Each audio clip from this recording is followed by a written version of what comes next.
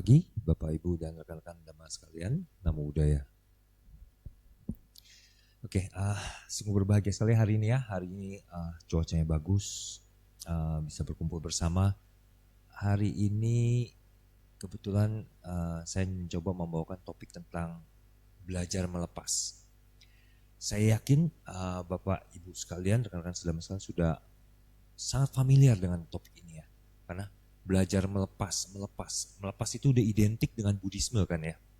Kita karena berbeda dengan ajaran-ajaran agama lain, di mana dalam agama lain fokusnya adalah memuja, fokusnya adalah mencapai sesuatu, tapi dalam agama Buddha justru kebalikannya, yaitu kita belajarnya justru adalah apa yang kita lepas di sana.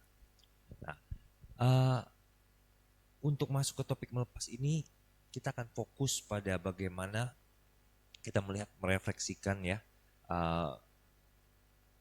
bahwa untuk mencapai sesuatu yang lebih tinggi yang ingin dicapai dalam agama Buddha, itu pasti memerlukan ketidakmelekatan.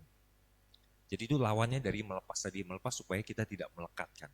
Itu yang selalu kita dengar, supaya tidak melekat. Dan pada akhirnya kita akan mendapat kedamaian batin dalam perjalanannya. Nah, kita udah tahu tentang belajar melepas, tapi saya mencoba mengambil sebuah sudut yang mungkin berbeda. Bapak Ibu saya yakin sudah familiar dengan belajar melepas seperti apa. Tapi saya mencoba meyakinkan ulang tentang melepas ini, tapi dari sudut yang berbeda. Siapa tahu bisa menambah wawasan kita, sudut pandang yang baru, dan dengan kita melihat dari sudut yang berbeda membuat kita lebih bijaksana dalam memutuskan, dalam bertindak. Nah, sekarang pertanyaannya, apa yang Anda genggam erat sekarang? Coba kita renungkan sejenak. Kalau diberikan pertanyaan seperti ini, apa yang Bapak Ibu, rekan-rekan sekalian itu genggam, yang pengen banget, tidak ingin dilepas, takut kalau kehilangan? Pasti setiap orang punya. Pasti setiap orang punya. Dan setiap orang berbeda-beda. Coba direnungkan kira-kira apa? Ada orang yang ingin memegang hubungan. Artinya saya ingin punya hubungan dalam artian keluarga, hubungan kerja. Saya ingin punya pasangan. Saya tidak ingin berpisah dengan pasangan saya. Saya tidak ingin berpisah dengan pacar saya.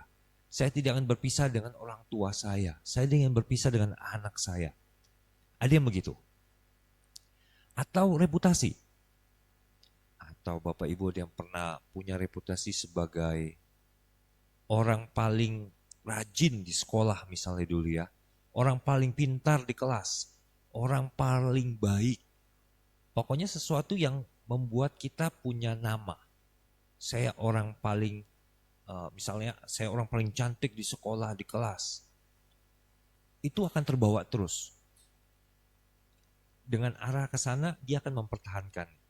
Saya orang yang paling rajin, saya orang paling pintar. Jadi kalau misalnya ada orang yang merasa dia orang paling pintar, maka dia akan tetap menjaga posisi itu supaya dia tetap jadi orang paling pintar. Emang kecenderungan begitu kan ya. Jadi orang sudah diberi label, mereka seakan-akan itu identitasnya dan itu dijaga. Sehingga itu yang sulit dilepas. Nah, apakah Bapak Ibu punya rencana? Saya pengen punya rencana kalau tahun depan saya harus misalnya bisa ziarah atau melakukan perjalanan ke India. Atau saya ingin ke New York. Saya punya rencana tahun depan pengen buka restoran. Saya tahun depan pengen ngawinin anak misalnya. Itu ada rencana-rencana. Kepemilikan, saya punya rumah, saya yang benar-benar melekat, tapi rumah jarang ya. Biasanya kayak benda-benda tertentu, misalnya cincin atau barang-barang yang personal. Kalau anak muda sih beda ya. Yang paling berharga bagi anak sekolahan biasanya apa nih, Bapak Ibu? Hah? handphone ya. Anak muda itu, anak sekolah itu lebih takut kehilangan handphone daripada kehilangan pulpen gitu ya. Atau kehilangan barang lainnya.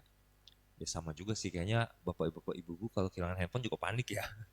Kehidupan kita di sana semua.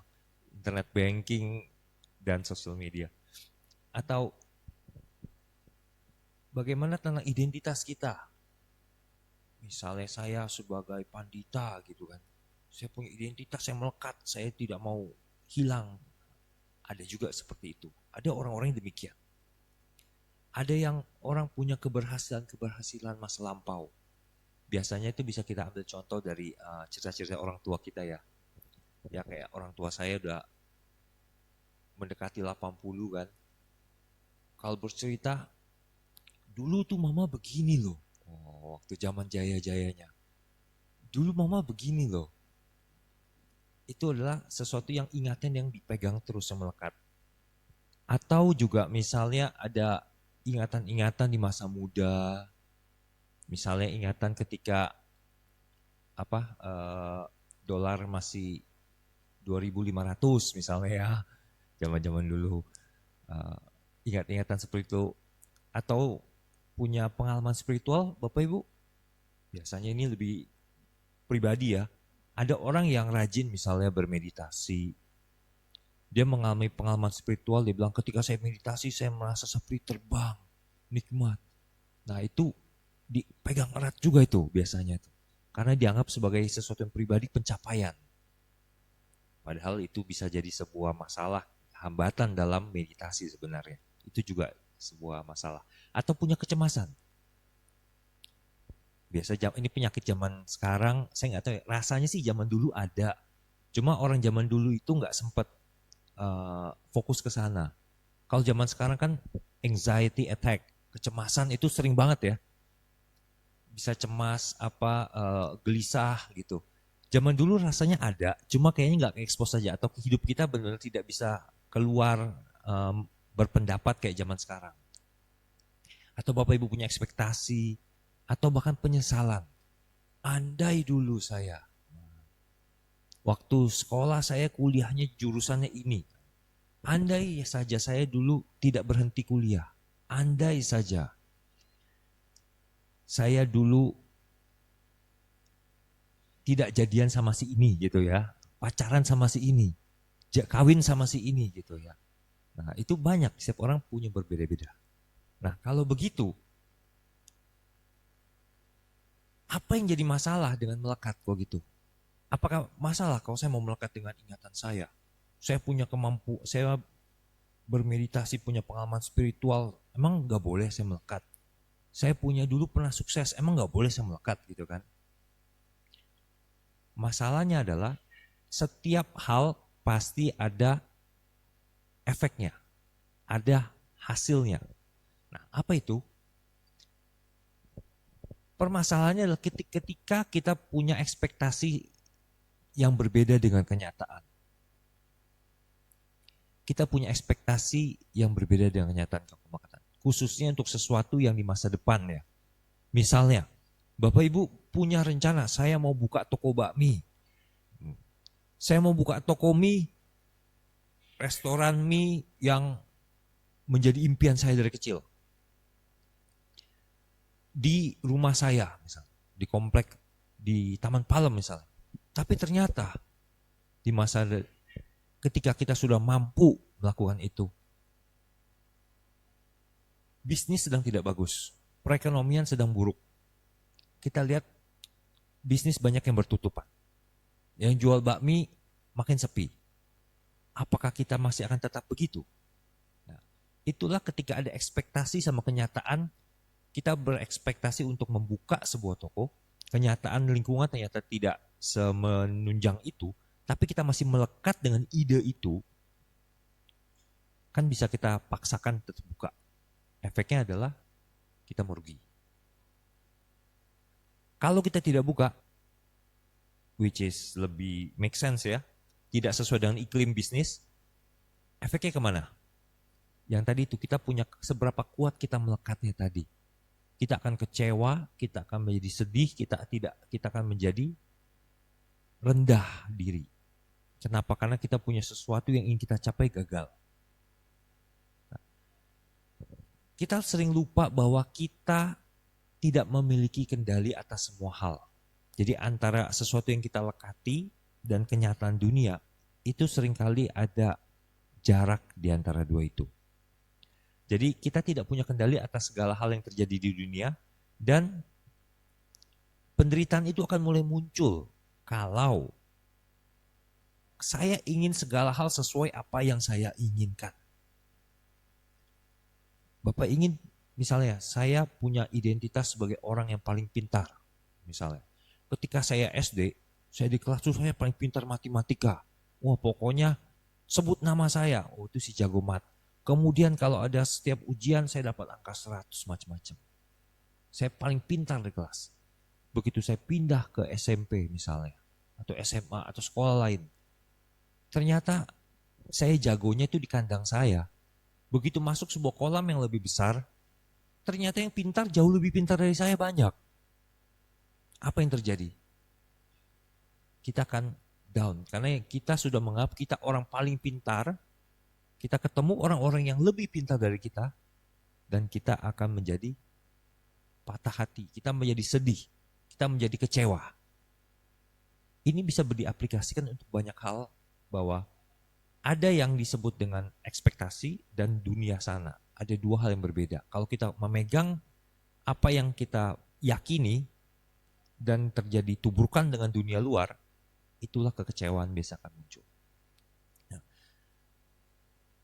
berikutnya lagi adalah bahwa ada ilusi bahwa segala hal itu adalah abadi, permanen, tidak berubah. Biasanya kalau bapak-bapak sih saya yakin cenderung tidak bermasalah. Biasa ibu-ibu nih misalnya. Ketika saya masih muda, dan ketika masih cantik-cantiknya, orang zaman dulu itu biasanya tidak akan melawan zaman dulu ya. Sekarang sih sudah mulai banyak yang melawan kenyataan maksudnya. Ketika sudah menginjak umur 50, 60, ya teman-teman sangkatan saya sudah mulai, saya lihat, waduh ini udah sibuk oplas ini nih. Udah berangkat ini nih. Jadi sudah, bahkan ada satu sudah, ini sudah hampir tidak bisa saya kenalin lagi nih. Jadi dia merasa bahwa dunia itu tetap seperti adanya, dia ingin memiliki identitas saya orang yang paling cantik. Lalu begitu dia menua, dia akan terobsesi untuk menjaga identitas itu, dia akan merubah dirinya. Gimana caranya supaya tetap jadi paling cantik. Tapi realita pasti berubah ya. Realita pasti berubah. Ya sama seperti zaman dulu kan ada yang ngomong misalnya, yang dulu terkenal yang Titik Puspa misalnya kan ya.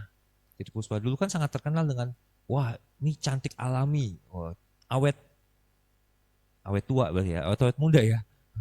Awet tua, tuanya awet maksudnya ya. Awetnya tua. Dan katanya tanpa operasi. Ya dalam hati sejujurnya kalau saya begitu baca berita itu, kayak tidak mungkin ini. Tidak mungkin dia melawan kenyataan alam bahwa setiap orang akan menua. Keriput itu normal. Ya apalagi masalah-masalah yang muncul setelah menopause ya khususnya ya. Nah makin terlihat lagi kan bahwa hormonal sudah tidak seimbang, kulit sudah makin keriput, dan seterusnya. Nah itulah yang menjadi masalah. Kalau kita punya melekat dengan sebuah hal.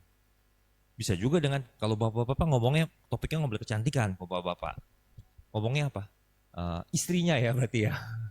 Kalau bapak-bapak, atau biasanya bisnis, kesuksesan. Kalau bapak-bapak kadang-kadang, saya bisnis di bidang ini. Tapi seringkali tidak ngikutin zaman, tetap stay dengan cara berpikir yang lama, dunia berubah, sehingga sudah tidak relevan, tanda kutip ya, sehingga bisnisnya tidak sebaik pada zaman dahulu. Nah contohnya dulu kalau, ya kita lihat 10 tahun yang lalu deh, atau 15 tahun yang lalu, ketika jualan online itu mulai muncul. Apa ini jual-jual online, gak ada yang pakai lah ini ya. Kita mah yang penting jual toko, orang datang lihat bayar beli, langsung kan selesai transaksi. Zaman sekarang Bapak Ibu masih rajin ke toko? Ya masih, tapi untuk barang-barang tertentu kan. Tapi banyak kan, pasti pernah pakai Tokopedia, Shopee kan Bapak Ibu kan? Udah jadi lumrah sekarang, barang umum. Umum. Enggak, zaman dulu kalau kita masih stuck dengan pemikiran zaman dulu, banyak toko-toko yang bubar, yang tutup. Contohnya kayak ke Tanah Abang, atau ya kapan Bapak Ibu ke Mangga Dua? Ya kita lihat sendiri bisnis semakin susah. Kecuali nggak tahu Mangga Dua belakangan ini ITC baru renovasi ya, mungkin beda ya, jadi sedikit ramai lagi. Tapi sebelumnya yang dulunya jalannya susah di toko-toko itu untuk belanja, sekarang lega sekali jalannya. Banyak toko tutup. Jadi ada perbedaan antara ekspektasi kita yang kita genggam dengan kenyataan lapangan. Kalau gitu, kita tanya sekarang, kenapa kita mau melekat? Kenapa orang itu mau melekat? Kalau secara pakai teori agama Buddha ya, teori agama Buddha kita selalu sebutnya kemelekatan gitu kan. Atau dengan terminologi khususnya biasanya di dalam agama Buddha disebut dengan tanha. Tanha. Ada beberapa jenis penerjemahan kata tanha. Kalau angkatan zaman dulu, itu di buku-buku sekolah itu pasti disebut keinginan rendah yang melekat. Tanha. Zaman sekarang, udah mulai digunakan kata-kata yang lain untuk mendeskripsikan itu. Kalau dalam bahasa Inggris, kebanyakan tanha itu diterjemahkan jadi kata craving. Kalau craving, bahasa Indonesianya apa, Bapak? Ya, kalau anak-anak muda sih tahu, oh gue lagi craving makan bakmi nih kayaknya nih. Padahal itu maknanya berbeda ya. Craving itu artinya ketagihan sebenarnya. We crave for something. Kita ingin banget sesuatu itu. Berulang-ulang. Dan ada digunakan kata ketagihan sekarang. Jadi apa yang membuat kita lahir kembali? Katanya tanha kan sebagai sebab dari kita lahir kembali sehingga kita mendapatkan duka. Craving itu adalah ketagihan. Apa yang kita tagihin sih di dunia ini? Ada orang yang ketagihan pengen segala indera kita itu yang biasa membuat kita ketagihan. Mau lihat yang enak-enak, mau duduk yang empuk, udara yang adem, makan yang enak-enak, dengar yang merdu-merdu. Craving apa lagi? Craving sesuatu bukan hanya yang sekedar indrawi di tubuh, tapi di pikiran juga. Di pikiran. Saya crave menjadi orang sukses. Saya crave menjadi orang yang paling hebat. Saya crave menjadi orang paling suci. Saya crave menjadi orang yang paling dihargai. Banyak yang bisa kita lekati ternyata yang membuat kita craving. Tapi khususnya kenapa kita crave ingin sesuatu itu? Karena jawaban kita biasanya apa? Saya ingin bahagia, saya ingin senang gitu ya. Nah tapi kalau kita perhatikan lebih esensi lagi, sebenarnya orang itu pengen punya keamanan, kepastian, ketetapan, punya kontrol, kendali. Maksudnya apa? Jadi kadang-kadang kita perlu sesuatu yang pasti, aman-aman. Saya pengen supaya saya cukup makan dan minum. Kenapa kamu mau cari uang banyak? Supaya saya nggak kelaparan. Supaya saya bisa tinggal di rumah yang nyaman. Tapi ada juga tidak punya kendali. Nah, ini ada orang pengen punya kendali. Seperti apa sih punya kendali? Awalnya saya berpikir, punya kendali itu sama seperti orang punya power. Wujudnya banyak.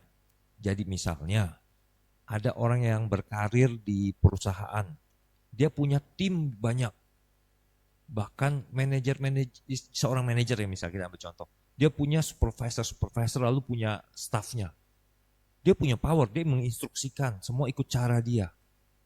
Biasanya orang seperti itu begitu pensiun, apa yang terjadi? Dia kehilangan kekuatan, dia kayak tidak punya kuasa lagi. Itu membuat dia gelisah sekali. Atau orangnya dipecat. Atau dia harus turun gengsi, turun jabatan. Dia tidak punya kekuatan ke bawah. Kalau bahasa kerennya apa? Post power syndrome ya. Punya kekuasaan lalu hilang. Tapi ternyata saya ketika diskusi dengan teman saya mendapatkan sebuah pandangan baru. Dia bilang begini, iya anak saya itu biasanya kan di rumah anaknya. Anaknya dua-dua itu sedang camping, sedang level camp keluar dari rumah sehingga nggak pulang ke rumah. Dia bilang, seminggu di rumah cuma istrinya doang. Rasanya ada yang hilang. Emang hilang apa? Hilang power. Ya. Powernya apa? Iya, biasa ada anak disuruh-suruh mengatur anaknya begini. Gak ada anak kayaknya dia hampa gitu, entah mau ngapain gitu. Saya berpikir, iya ya begitu ya. Saya selama ini saya di rumah justru anak saya biarin aja. dia berbeda, setiap orang punya keinginan berbeda ya. Kalau saya udah pokoknya belajar sendiri, apa sendirilah udahlah. Saya nggak tahu. Kalau dia beda, dia harus micromanage ya. Jadi orang yang begitu biasanya kehilangan powernya, punya kehilangan kendali. Nah, karena kita hidup di dunia ini, banyak hal-hal yang terjadi sama kita. Kayak tadi kita pengen yang pasti, kita pengen yang punya power macam. Biasanya kita melekat sama sesuatu yang bikin kita nikmat, yang bikin kita enak, lalu membuat kita nggak takut. Kalau sesuatu itu buruk, kita akan buang jauh-jauh. Kita nggak mau deketin. Ini insting natural kan. Sama kayak misal tangan Bapak Ibu. Kenapa kalau pegang panci yang panas tangannya diangkat? Kenapa nggak dipegangin terus gitu kan? Sakit kan? Kalau sakit ya pengen jauh-jauh dong. Begitu kan. Kalau kena pegang yang lembut-lembut gini, oh enak dipegang terus aja nggak apa-apa kan. Jadi emang naturally manusia begitu. Sesuatu yang enak pengen terus, sesuatu yang nggak enak dibuang. Ya cuma yang masalah itu kan zaman sekarang yang enak sama nggak enak itu kadang-kadang objeknya satu, tapi kondisinya berbeda, itu bisa kita berespon yang berbeda. Misalnya ke bapak-bapak nih, oh istrinya masih cantik, ya tapi istrinya udah tua, ya udah tendang jauh-jauh kayak gitu kan. Ya jangan begitu juga ya. Atau suaminya lagi kaya-kayanya, wah enaknya nempel terus. Begitu suaminya lagi bisnis susah, nggak jalan, nggak ada duitnya, ditendang jauh-jauh juga. Salah gak? Secara natural insting manusia memang begitu. Itu manusia memang begitu. Tinggal masalah kita bisa mengendalikan diri kita, mau ngikutin insting kita terus atau enggak. Nah, kalau kita melekat, kita udah tahu manusia itu melekat, lalu kita tahu kenapa kita melekat, lalu apa biayanya melekat. Harus ada cost-nya kan, sesuatu, ada efek sampingnya gitu kan. Kemelekatan itu kecenderungannya adalah membuat stres, kecewa, dan konflik. Kalau melekat, loh, kok bisa bikin stres, kecewa, konflik? Gimana? Misalnya, saya punya handphone nih, saya melekat sama handphone saya. Baru, bagus. Enggak, ini handphone lama sebenarnya. Bagus. Saya melekat dengan handphone ini. Saya yakin Bapak Ibu kenapa melekat sama handphonenya? Karena handphonenya berharga. Yang kedua, harganya mahal. Kalau handphone harganya goceng, nih buat lo satu. Tapi kalau handphone lebih dari 10 juta, dijaga-jaga kan, membuat kita melekat. Apa maksudnya membuat kita stres, kecewa, sama konflik handphone ini? Kalau handphone ini jatuh, respon kita gimana? Shock dong. Kesel. Baru beli, wah udah jatuh. Kecewa, kesel. Senggol temen. Jatuh juga. Bikin konflik sama temennya. Lu handphone gue baru beli, lu jatuhin. Tapi kalau handphone 5 tahun kemudian jatuh, masih marah gak? Enggak. Wah, berarti handphonenya banyak berarti. Kalau saya handphone cuma satu, marah juga. Handphone cuma satu. Jadi sesuatu yang kita pegang erat, lekati, pasti berubah kan? Pasti berubah. Kalau saya pengen handphone saya nggak berubah selama 10 tahun, baterai health-nya 100% terus-terusan, nggak make sense kan? Tapi ternyata itu bisa kita internalisasi, kita bisa pahami, tetapi kalau tentang barang rusak kita nggak bisa. Bapak Ibu punya handphone, sudah siapkah handphone Bapak Ibu rusak? Bapak Ibu punya mobil, sudah siapkah mobil Bapak Ibu akan baret? Kalau baru beli mobil baru, nggak siap. Aduh, dijaga-jaga, dipoles-poles, diliatin pagi siang malam, dicuci, udah cuci pakai lampu, diliatin, wes baretnya ada gak? Padahal nggak tahu di lampu merah kita udah nyetir hati-hati, tetap aja diserempet motor. Kita parkir, kita meleng, pergi, mobil sebelah buka pintu cegrek. Kita nggak sadar juga kan. Begitu kita lihat, kita kecewa, sedih. Padahal barangnya ya emang nggak bisa dihindari lagi. Kita tahu bahwa setiap barang akan berubah, setiap barang akan rusak. Dan kalau kita melekat terhadap barang, saya semakin melekat dengan handphone saya, bikin saya jadi rentan. Semakin mudah saya menjadi kecewa, menjadi sedih, menjadi tidak bahagia. Kalau misalnya, kalau tadi Ibu Edi bilang handphonenya katanya udah 5 tahun jatuh, gak sedih kan gitu kan. Kalau gak sedih kenapa? Karena sudah tidak ada kemelekatan sama handphonenya lagi. Ini handphone sudah lama, saya sudah lepas gitu kan, gak melekat. Itu adalah bagaimana contoh kita melihat barang baru karena kita lekati, bikin kita sedih, barang lama yang sudah gak kita lekati, malahan terjadi apa-apa kita gak masalah. Sama-sama barang, sama-sama handphone, sama-sama milik kita. Tapi cara kita merespon terhadap apa yang terjadi pada barang itu berbeda karena derajat kemelekatan kita semakin tinggi. Pacar baru dijemput, sampai mobil dibukain pintu. Masih sayang-sayangnya itu yang masih baru ya. Tapi udah kawin 5 tahun. Lu pergi sendiri lah, nyetir sendiri. Pakai gocek aja kenapa? Gitu kan, minta dijemput. Kalau dulu jauh, Jakarta Bekasi ke Cengkareng, siap jalan. Nah, begitu udah kawin, udah pulang sendiri ya, naik Grab aja atau apalah gitulah gitu kan. Itu yang terjadi. Kenapa? Karena kemelekatan masih berkurang. Sama istri, sama suami juga begitu ternyata kan. Karena ya kalau kita soal hubungan suami istri, ada yang bilang begini, bahwa ketika sedang cinta-cintanya, romantis-romantisnya itu adalah sebuah proses yang sendiri. Ketika sudah menikah itu proses yang tahap keduanya. Jadi romantis-romantisan itu sudah dilewati masa-masanya, yang masuk ke tahap kedua di mana sudah metode apa istilahnya, sudah pada tahap saling memahami dan memikirkan efisiensi, jadi udah kerjasama. Ya saya nggak tahu ya kalau saya sama istri saya begitu ya. Jadi kadang-kadang sekarang udah nggak perlu ngomong, cukup ngelirik, sebut kata, oh udah paham, udah saling paham gitu. Jadi ngomongnya lebih efisien, ya efeknya sama juga ya. Mau pergi aja sendiri dah. Gue di rumah aja, begitu. Jadi kira-kira itulah ada kos melekatnya itu. Kalau kita tahu bahwa penderitaan itu tidak bisa dihindari kan selama hidup. Semua yang terjadi di dunia itu berubah.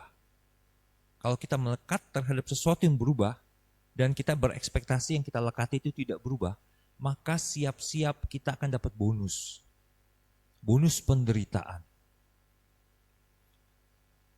Saya punya handphone. Begitu pakai 5 tahun, baterainya drop. Nggak bisa dipakai. Menderita gak saya? Menderita lah pasti. Kalau saya kehilangan handphone saya nggak bisa dipakai, yang bagus jadi rusak kok. Tapi kalau saya melekat dengan handphone ini, saya makin terbawa, nggak bisa tidur, saya menjadi gelisah, macam-macam. Handphonenya rusak, tetap rusak. Tetap saya rugi, gak menderita rugi. Tapi karena pelekatan saya 2 kali menderitanya. Menderita kehilangan barang ini, menderita secara psikis, saya melekat terhadap barang tertentu juga. Jadi combo udah kenanya. Nah kalau gitu, kita sudah tahu bahwa dunia ini berubah, kita melekat nggak melekat, hal berubah, kita akan kehilangan, kita akan berpisah dengan banyak hal. Kalau kita melekat, berarti kita dapat combo. Jadi penderitaannya 2 kali. Nah, tapi Kalau gitu, cengli dong kita belajar cara ngelepasnya gimana dong. Nah, gimana cara kita melepas? Cara melepas itu sebenarnya kuncinya cuma satu. Melihat dengan jelas. Kelihatan sih kalimat sederhana ya. Tapi ini merupakan esensi di mana dalam Buddhisme yang ingin capai. Agama Buddha tujuannya apa? Mencapai nibbana kan? Untuk mencapai nibbana caranya transfer tenaga dalam. Bukan kan? Ada yang bilang jalannya pakai jalan apa? Jalan sutra, bukan. Jalan mulia berunsur 8 kan? Yang diajarkan Sang Buddha. Kan kita lihat susunan jalan mulia berunsur 8 tuh. Salah satu komponennya di bagian 2 terbawah ada samasati dan sama samadhi. Samasati adalah perhatian benar. Artinya kita bisa melihat hal dengan jelas. Apa yang terjadi di dunia. Kenapa waktu meditasi, kalau tanda kutip meditasi vipassana itu, perhatikan yang terjadi. Oh gatal, muncul, hilang. Kesel, muncul, oh saya lagi kesel. Keselnya akan hilang. Oh udah hilang keselnya. Itu adalah contoh kita belajar memperhatikan. Sama kayak kita di dunia ini. Bapak Ibu, makanya orang bilang, meditasi itu bukan cuma duduk. Di dunia nyata itu meditasi juga.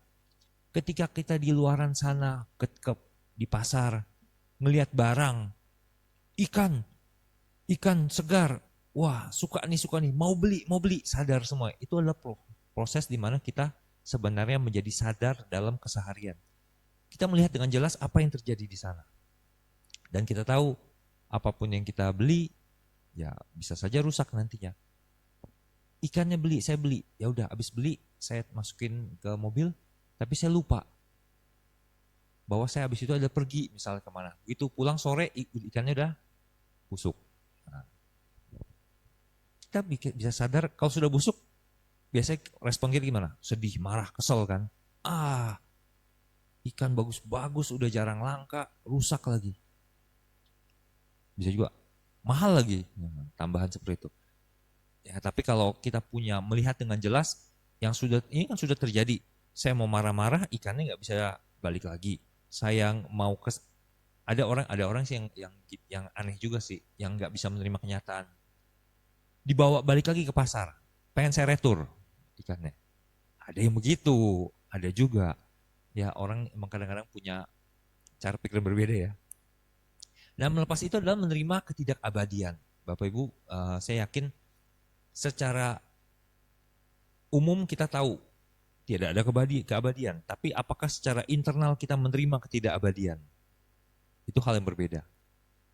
Terimakah bahwa saya akan tua gitu ya? Terimakah bahwa saya akan berpisah sama pasangan saya? Terimakah bahwa anak saya akan menjadi dewasa? Terimakah bahwa orang tua kita akan meninggal?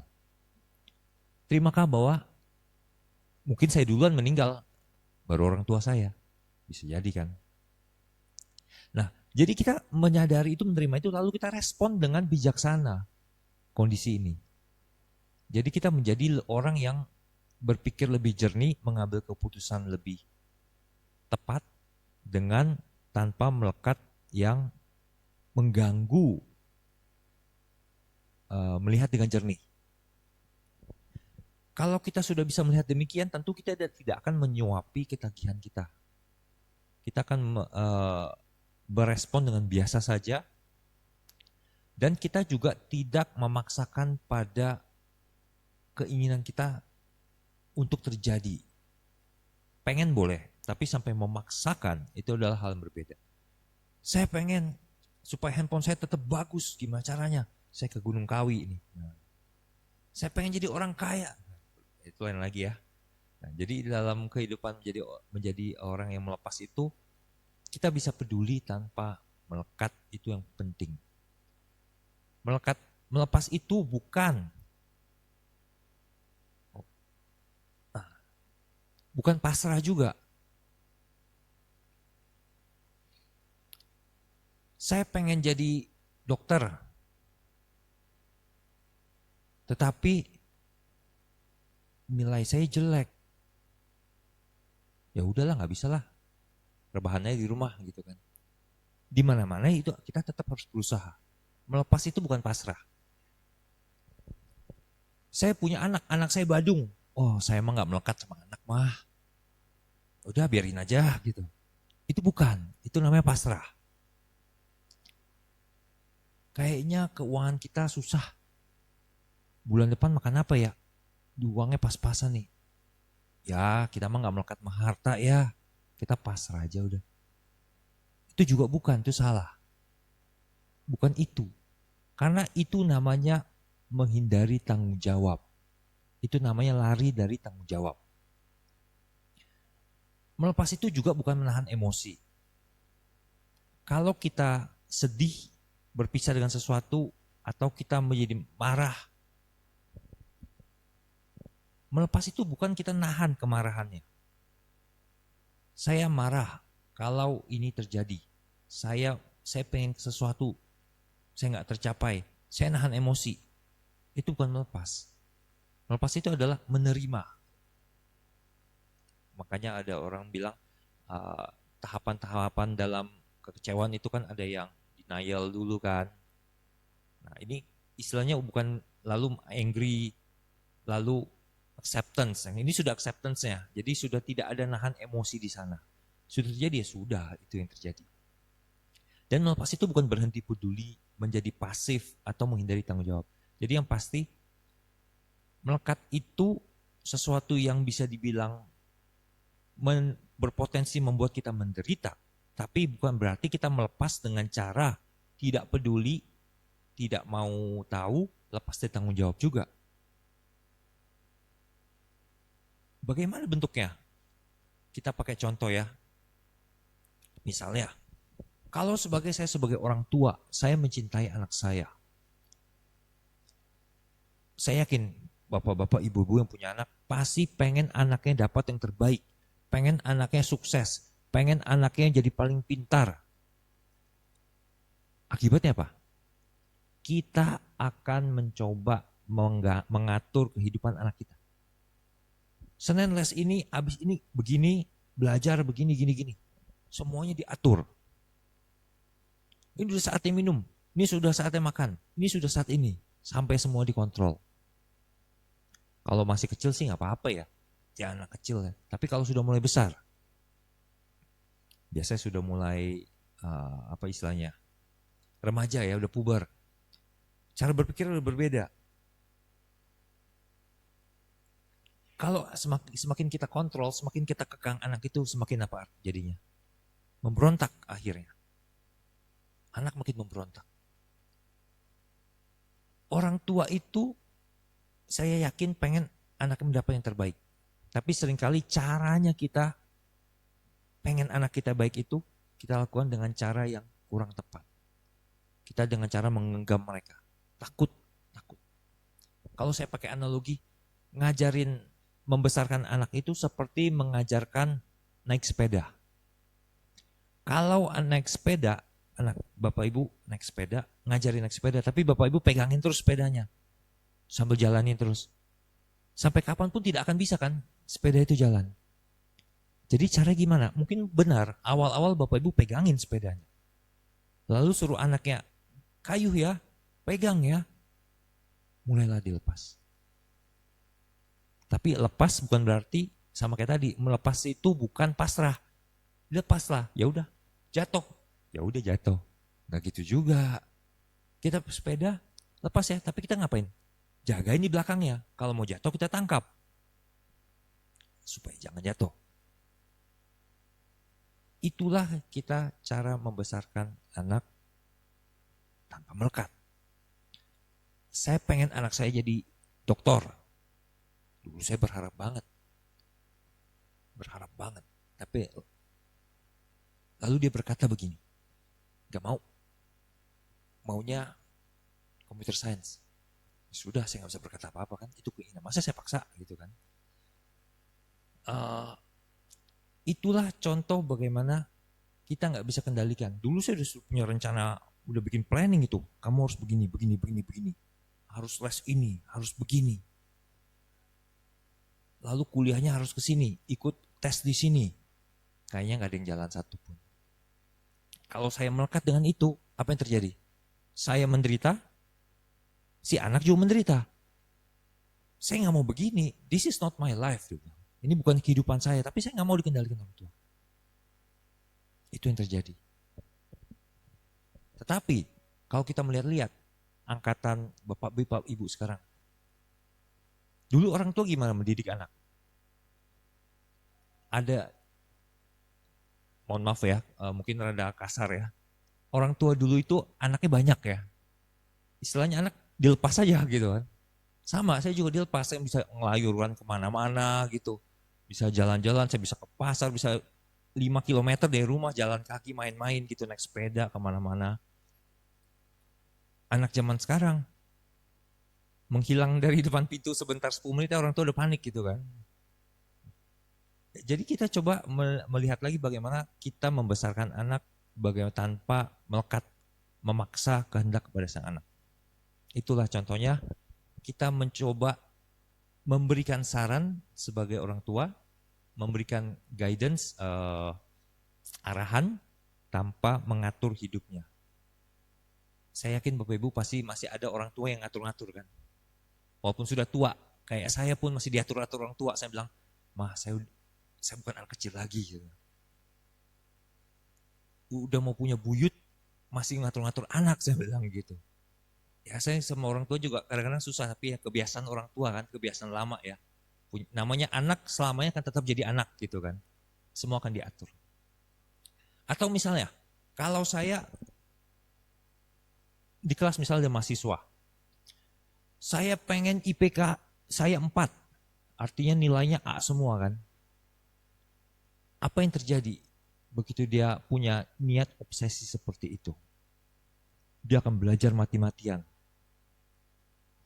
Begitu nilainya tidak keluar, tidak sesuai harapan, ada dapat B1 saja, apa yang terjadi? Down, kesal, marah, kecewa. Bahkan bisa sampai, udah gak mau belajar lagi, udah berhenti aja. Ada yang begitu. Khususnya orang-orang yang punya obsesi untuk mendapatkan nilai sempurna. Dulu ada begitu soalnya. Udah kuliah, kayak nilainya udah jelek deh. Ulang lagi, kita ulang. Dari semester 1 lagi daftar baru lagi. Tujuannya apa? Membersihkan ulang. Kok bisa cara berpikir seperti gitu ya? Kan waktunya sudah hilang kuliah. Malah sengaja untuk ngulang kuliah lagi dari awal supaya nilainya bersih gitu kan. Itulah cara berpikir yang berbeda. Nah, kalau kita gimana caranya supaya kita nggak kejebak sedih seperti itu? Kita fokus pada usahanya, tapi tidak terobsesi pada hasilnya. Bapak Ibu mau berusaha, mau bekerja, mau belajar, terus lakukan itu. Apapun hasilnya nanti keluar, ya diterimalah. Bukan justru fokusnya pada nilainya, belajarnya nanti fokusnya. Jadi fokusnya dibedain. Kita fokus pada usahanya dulu, apapun hasil yang keluar, itulah yang terjadi, yang didapat, itu yang terjadi, itu yang diterima. Ya, tapi jangan. Tapi ini seringkali salah gunakan oleh orang-orang juga untuk ya kita yang berusaha. Orang bilang kan, manusia berusaha. Kalau di luar manusia berusaha, Tuhan yang menggagalkan.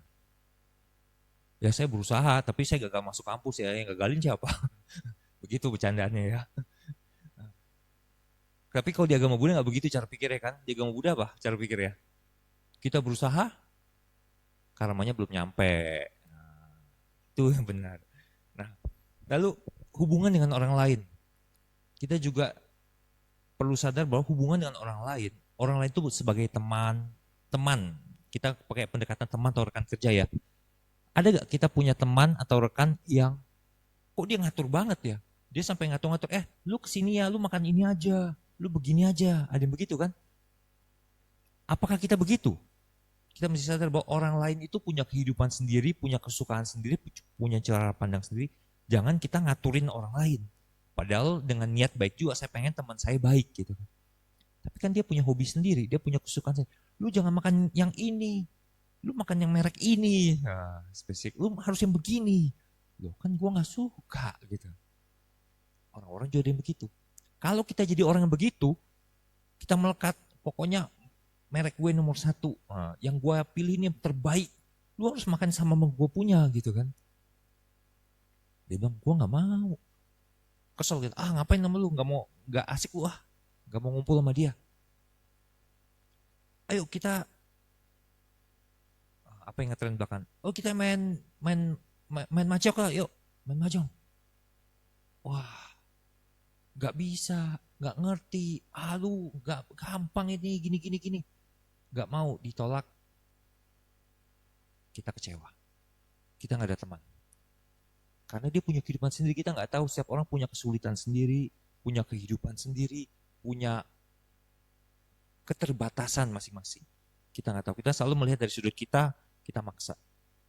Kita perlu sadar bahwa orang lain punya kehidupan sendiri, punya keterbatasan sendiri. Atau kehubungan romantik. Ada orang yang punya obsesi menjaga pasangannya, kehidupannya.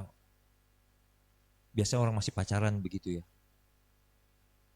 Setiap hari malam harus laporan, jam 9 malam, telepon. Habis itu mesti laporan, habis makan apa aja. Nggak boleh ngumpul sama teman-teman. Maka itu seringkali kalau apa ada cowok yang pacaran sama cewek biasanya, teman-teman cowok itu biasanya berduka semua. Kita kehilangan teman kita satu. Sudah hilang teman kita satu karena dibawa cewek itu. Karena itu apa istilah dikumpulkan. Atau kebalikannya juga biasanya. Ada yang sudah suami istri, istrinya sudah menikah, pokoknya istrinya nggak boleh bergaul sama siapapun. Ada juga yang begitu, suaminya akan marah. Lu nggak boleh ngumpul-ngumpul sama orang lain. Bolehnya di rumah aja. Ada juga yang begitu. Itulah contoh orang-orang yang melekat sama pasangan niatnya baik, tetapi caranya yang salah. Kita perlu sadar, saya punya istri, tapi saya takut istri saya nyeleweng gitu kan, sehingga saya nggak boleh keluar rumah. Yang benar adalah kita punya kepercayaan. Saya punya istri bukan berarti saya tidak melekat. Ya udah bebas, kita pergi masing-masing. Nggak begitu juga. Tapi bukan juga kita ngontrol sepenuhnya. Kalau Sang Buddha bilang kan ambil jalan tengah lah. Tidak terlalu longgar ataupun tidak terlalu kencang. Kita berikan kepercayaan, kita berikan kebebasan, tetapi tidak 100% dilepas. Artinya masa suami istri tapi kayak tetanggaan doang gitu ya. Kayak kamar kos sebelah-sebelahan gitu di rumah kayak apa housemate istilahnya. Enggak juga, tapi tetap ada di tengah-tengahnya. Nah, cara melepas gimana? Kalau cara melepas ultimate-nya pakai jalan Sang Buddha kayak tadi sudah kita sebut adalah jalan mulia berunsur 8 kan. Kalau kita lihat jalan mulia berunsur 8 kan ada 3 komponen besar. Yang pertama adalah soal mindset. Mindset itu ada di pandangan benar sama niat benarnya. Bapak Ibu harus punya mindset benar dulu, lalu punya niatnya benar. Saya pengen melepas, ada kata keyword di situ tuh. Jadi ini ambil dari khotbah Sang Buddha langsung, Jalan Mulia Berunsur 8. Apa itu niat benar? Niat benar adalah ingin melepas, punya niat baik dan tanpa melukai. Itu komponen pertama. Komponen kedua adalah bagian fisiknya, yaitu ucapan, perbuatan, penghidupan, dan usaha benar. Dan komponen terakhir adalah perhatian benar dan konsentrasi benar. Nah, untuk melepas diperlukan perhatian benar dahulu. Jadi kita menyadari ketika kemelekatan itu muncul, saya tahu saya sedang melekat. Tapi supaya kita punya fokus yang kuat untuk bisa melepas, kita diperlukan konsentrasi benar. Kekuatan pikiran, bukan hanya perhatiannya saja, tapi intensitasnya juga diperlukan. Itu yang digunakan dalam sama-samadhi, dalam latihan meditasinya. Dan untuk melepas itu tidak ada yang bisa instan. Gak ada yang bisa tiba-tiba lepas begitu aja. Pasti diperlukan proses. Tidak ada yang instan. Ada orang prosesnya panjang, ada yang prosesnya pendek. Tergantung situasinya. Nah, gimana cara praktek melepas kita? kita perlu sadar hidup ini itu seperti benang kusut. Kalau kita mau buka benang kusut, nggak bisa kita langsung buka langsung, tetapi harus dari bagian kecil tuh kita buka pelan-pelan. Sama dalam keseharian kita. Coba dalam keseharian kita, kalau ngomong sama orang, perhatikan coba. Kalau ngobrol sama orang, seringkali kita pengen, tau gak, bakmi yang paling enak bakmi si ini loh. Yang satu bilang, enggak, bakmi ini. Coba sekali-sekali kita belajar untuk tidak selalu yang menjadi orang paling benar. Saya yang salah gitu. Coba belajar jadi yang salah. Satu bilang, bakmi ini yang benar, bakmi ini benar. Oh, oke, sepakat. Setuju. Coba belajar untuk setuju untuk tidak setuju. Agree to disagree. Kalau orang lain punya pendapat berbeda atau dia merasa bahwa dirinya benar, akui bahwa kita salah. Itu adalah contoh latihan kita belajar melepas. Melepas pandangan kita, melepas kemelekatan kita terhadap ide-ide. Atau misalnya kita punya ribut sama orang atau orang tegur kita. Sering kali kita dalam keseharian ada kejadian ketika mau tidur, itu kayak radio kusut, ngulang-ulang terus pita kusut, diulang-ulang bagian situ lagi.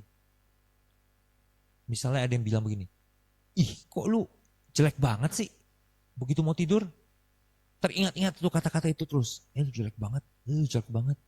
Cobalah dilepas, jangan, karena biasa kayak hal-hal yang itu istilahnya menyakiti hati ya. Biasa kita sukanya berendam dalam kesedihan. Sesuatu yang menyedihkan itu kita ulang-ulang di pikiran kita. Cobalah itu dihentikan, dilepas. Atau kebalikannya, ada yang bilang, lu mirip artis ini loh misalnya.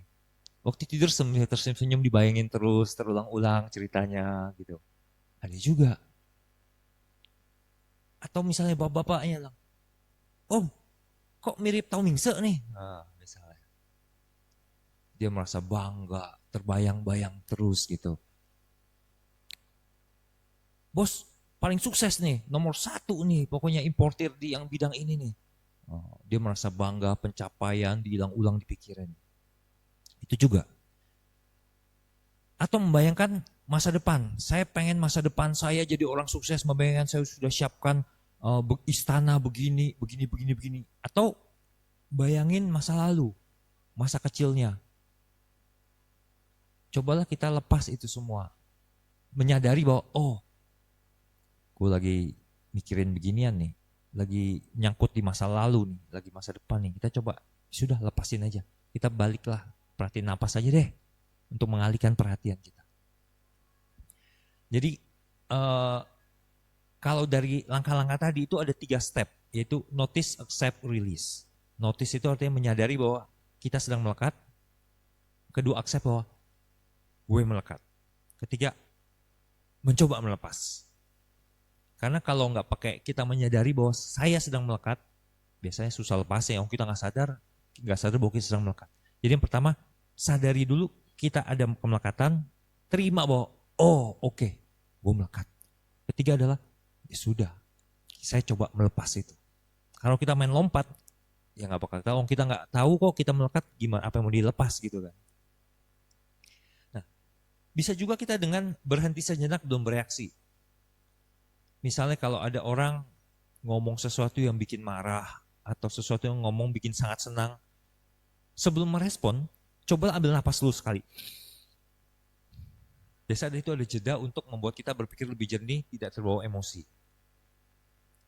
Apapun itu. Tapi kalau zaman sekarang pakai WhatsApp atau pakai apa, ketik.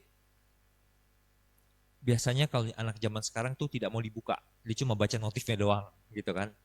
Tujuannya apa? Kenapa anak Gen Z begitu? Katanya supaya ada jeda, berpikir lebih jernih. Make sense juga ya.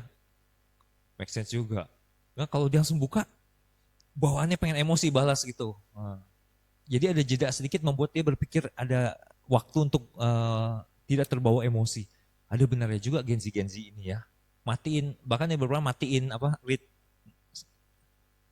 read text-nya jadi matiin semuanya. Itu gunanya toh. Kalau saya justru pengen tahu nih message sudah sampai dibaca belum gitu kan. Anak zaman sekarang beda, dimatiin semuanya itu. Kemudian juga kita coba belajar bermurah hati. Bermurah hati itu bisa Bapak Ibu memberikan makanan, memberikan hal ke orang lain, atau juga mungkin Bapak Ibu bisa dengan mudahnya kasih sumbangan 10 juta, beli makanan bagi-bagi. Tapi tikungan lampu merah dia mau motong, no way. Itu juga bentuk melepas. Bentuk untuk kita nggak harus yang paling cepat duluan. Bahwa saya bisa lepas kasih orang jalan duluan gitu. Itu sejujurnya itu lebih sulit daripada berdana menurut saya ya. saya juga kesulitan situ juga. Kalau nyetir bawaannya pengen apa? Manusia itu kadang-kadang punya kepribadian ganda. Saya di depan ceramah, saya di mobil, sopir angkot, ngejar trayek, ya kayak begitu juga lah, harus diakui. Ya setidaknya saya udah tahap acceptance lah, saya menerima bahwa saya mau melepas itu. Kita bisa juga dengan bermeditasi, melihat pikiran tanpa ngikutin. Ini latihan yang baik, secara nggak langsung. Kalau kita sedang meditasi kayak tadi yang saya pakai contoh misalnya, aduh kaki semutan, ya emang semutan, ya mau gimana? Aduh nggak tahan. Sesuatu itu pasti akan berlalu. Hilang, kakinya hilang rasanya maksudnya. Malah kiri sekarang. Nah, itu adalah bagaimana kita bergumul dengan diri kita sendiri bahwa untuk tidak terbawa emosi bertindak sekaligus langsung. Karena kalau kesemutan bawaan kita apa? Gerakin kaki kan ya, lepasin. Tapi kalau kita coba tahan, aduh kalau nggak gerakin nanti kaki gua mati dong, amputasi dong dar. Nggak ada orang yang hasil meditasi sampai kaki diamputasi, tidak ada. Aman. Dibuktikan oleh para meditator kita ya, tidak ada kakinya lengkap semua. Cuma pernah saya meditasi waktu itu, sampai yang lupanya itu, wah udah enak. Dipanggil, saya bangun lah, saya lupa kaki saya sebelah sedang tidur. Kan kalau sudah ada belum sadar lagi nih kakinya, kayak abis kebas, kita injek napak nggak berasa kan, injek lah jatuh saya. Pernah juga, tapi itu juga mesti hati-hati ya. Jadi kita bisa juga berefleksi, merenungkan bahwa ini bukan milikku, apa yang ada di sini ini bukan aku dan ini bukan diriku. Saya yakin semua ini Bapak Ibu sudah tahu. Kenapa? Karena itu ada di dalam khotbah Sang Buddha dalam Anguttara Nikaya 557, Abhinha Paccawekkitabhana Sutta. Saya yakin Bapak Ibu sudah bacakan tadi bersama-sama kan ya. Sebenarnya kalimat aslinya itu dari khotbah ini, yang kemudian diformulasi ulang, dirubah, disesuaikan zaman, jadilah seperti Abhinha Paccawekana yang kita bacakan setiap di awal. Jadi para biku ada 5 tema yang harus direnungkan oleh seorang perempuan, laki-laki, atau perumah tangga, atau yang meninggalkan keduniawian. Jadi maksudnya adalah untuk jomblo, orang kawin, sama yang sudah jadi petapa gitu ya. Mau jomblo, mau kawin, maupun sudah nggak kawin, jadi petapa, tiga-tiga ini tetap melakukan ini. Harus direnungkan bahwa aku tunduk pada usia tua. Aku tidak terbebas dari usia tua. Aku tunduk pada penyakit. Aku tidak terbebas dari penyakit. Aku tunduk pada kematian. Aku tidak terbebas dari kematian. Aku pasti berpisah dan terpisah dari siapapun atau apapun yang kusukai dan kusayangi. Ini normal sampai sejauh ini ya. Dan yang terkenal di baris kelimanya adalah aku adalah pemilik kamaku, pewaris kamaku, memiliki kamaku sebagai asal mula, kama sebagai sanak saudara, kama sebagai pelindung, dan aku akan menjadi pewaris kama apapun baik atau buruk yang kulakukan. Inilah khotbahnya, aslinya lebih panjang, cuma ini saya ambil sepotong doang aja yang biasanya sering diambil. Nah, dengan merenungkan ini biasanya lebih mudah kita menerima kenyataan bahwa hal berubah. Tidak segala hal sesuai keinginan kita. Begitu kita dengar, ini masalah prioritas. Bapak Ibu, kalau misalnya, kalau handphone baterainya tinggal 5%, panik gak? Panik kan? Aduh, udah mau pergi, tapi handphone 5%. Gimana ini? Apa langkah pertama? Ngecas handphone kan pasti kan? Tapi, Kalau pada bersamaan, perut Bapak Ibu mules, prioritasnya ngecas dulu atau WC dulu? Pasti ke WC dulu kan. Jadi penting nggak? Pentingan ini nggak? Udah kalah penting, lebih penting ke WC gitu kan. Sama dengan kehidupan ini. Bapak Ibu penting nggak mau jadi orang kaya? Penting. Tapi pertanyaan begitu kita sadar bahwa umur kita nggak panjang, kita bisa mati kapan aja. Prioritas kita bisa berubah langsung. Kalau saya dibilang gini, umur saya masih 20 tahun lagi. Misalnya saya masih 20 tahun lagi hidup. Saya akan bikin perencanaan kan, apa yang penting dulu. Tapi begitu saya bilang umur saya tinggal 3 bulan lagi, berubah semua, saya buang semua, saya punya prioritas yang berubah. Nah, kira-kira begitulah dengan kalau kita merenung ini. Begitu kita tahu soal usia tua, sakit, mati, kita tahu bahwa kita bisa setiap saja pergi. Kita bisa setiap saja, kapan saja kita bisa meninggal, berpisah sama siapapun. Prioritas kita langsung berubah. Kita akan merubah susunan kita, kemelekatannya akan kita rubah juga. Yang awalnya kita melekat, handphone yang melekat banget, biarin aja. Kita akan berubah. Yang dulu sibuk mikirin mobil balap, sekarang udah gak penting mobil balap. Jadi begitu kita merenung ini akan membantu kita mengarahkan persepsi kita tentang dunia apa adanya, sehingga kita bisa punya prioritas yang lebih baik dan lebih bijaksana mutusinnya. Kalau punya waktu ya boleh gak kalau saya tetap pengen jadi, misalnya saya pengen jadi atlet tinju misalnya saya. Boleh gak? Ya menurut perhitungan untuk jadi atlet tinju perlu latihan 10 tahun.